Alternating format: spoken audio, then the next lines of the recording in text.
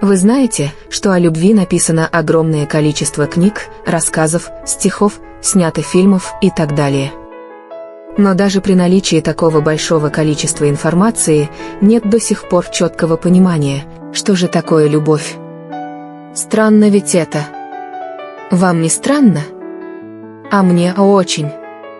Об этом явлении так много сказано, но ведь у человека нет конкретных рецепторов или органов чувств, чтобы мы точно могли сказать «Уа, это любовь».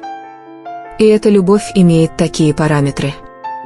Можно ли рассматривать любовь как одно из ощущений, которое проживает наше тело после определенных гормональных биохимических процессов, протекающих в нашем теле? С учетом того, что этому явлению уделено столько внимания, гораздо больше, чем любому другому процессу в нашем теле, то, скорее всего, есть что-то еще. А что это? Давайте исследовать дальше.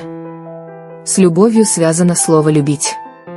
Любить – это ощущать любовь, а ощущать мы можем только внутри себя, то есть собой, человеком. А значит, мы можем просто ощущать любовь не к кому-то или чему-то, а просто ощущать ее в себе.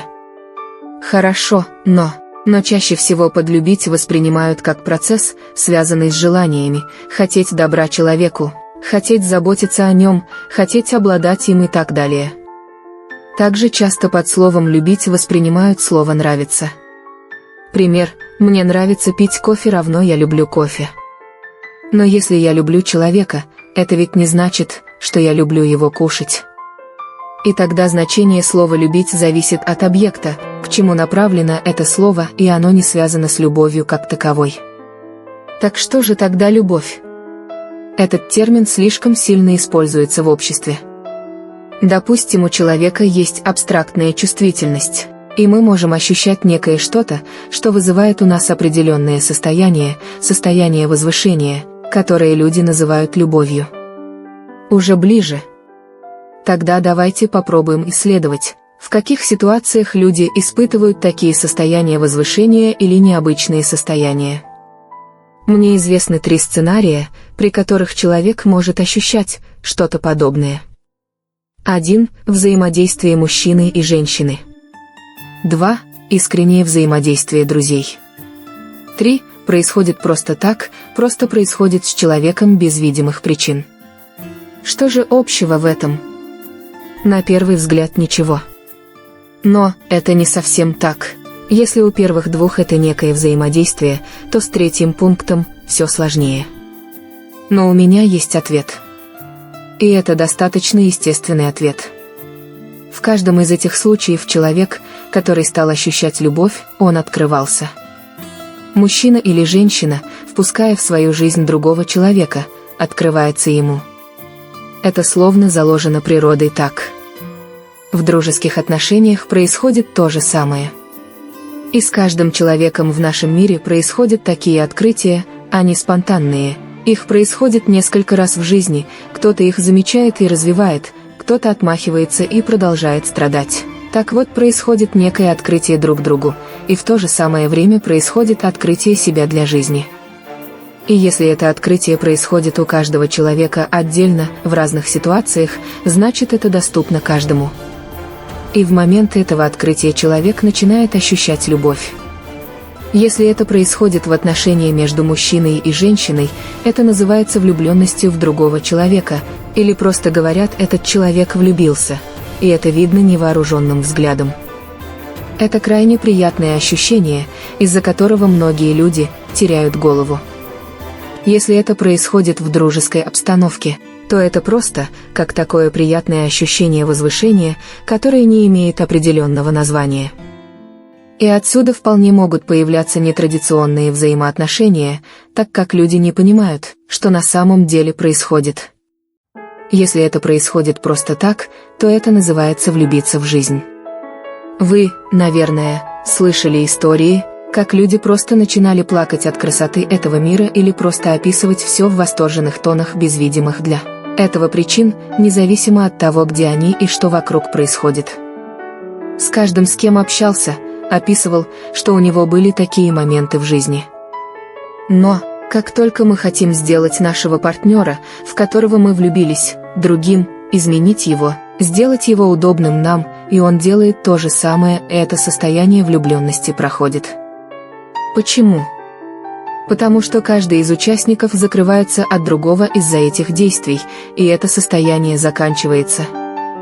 То же самое происходит и в дружеских отношениях, когда один пытается поменять другого, или не принимаются изменения партнера, также происходит закрытие, и это состояние теряется. И если когда мы начали ощущать это состояние просто так, и мы пытаемся изменить мир, не принимая его таким, какой он есть, или перестаем замечать другие части этого мира, мы также закрываемся и теряем это состояние.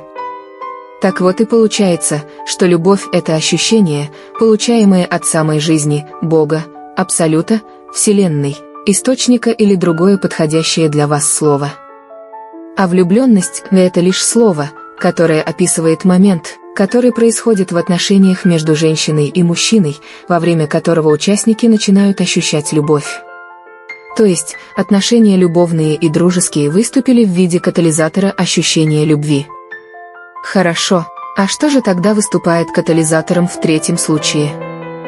Для этого рассмотрим кое-что еще. Есть еще один сценарий, о котором умолчал в самом начале, так как это не общедоступно для наблюдения. Я наблюдал его во время тренировок. Просто это будет слишком некорректно сказать, что от тренировок появляется любовь, это будет неправдой. Но что происходит? Когда человек тренирует свое внимание, он начинает пользоваться своим вниманием.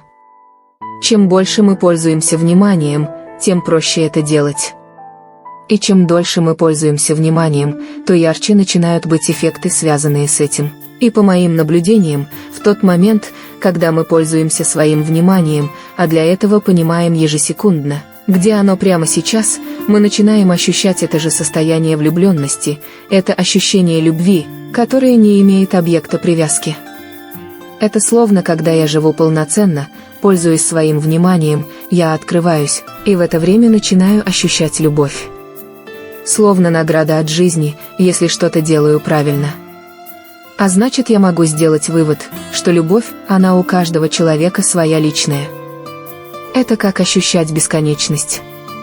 Это ваша личная бесконечность. И как только мы привязываем нашу любовь к какому-то человеку, а не себе, мы совершаем огромную ошибку. Мы начинаем зависеть от этого человека, мы хотим его сделать своим и удобным. Так любовь и теряется. Вместо того, чтобы просто ощущать ее, пусть другой человек и выступил катализатором.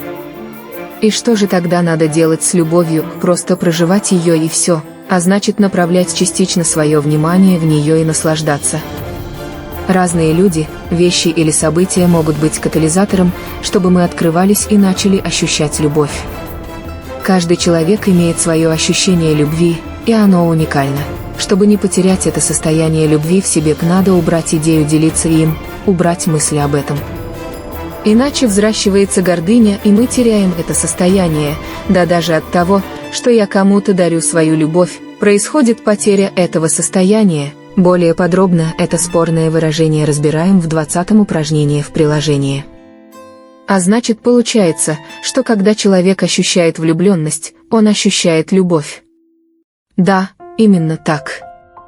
И при этом важно именно понять, что это сугубо твое личное ощущение, не связанное ни с кем другим, хотя другой человек и мог быть словно катализатором.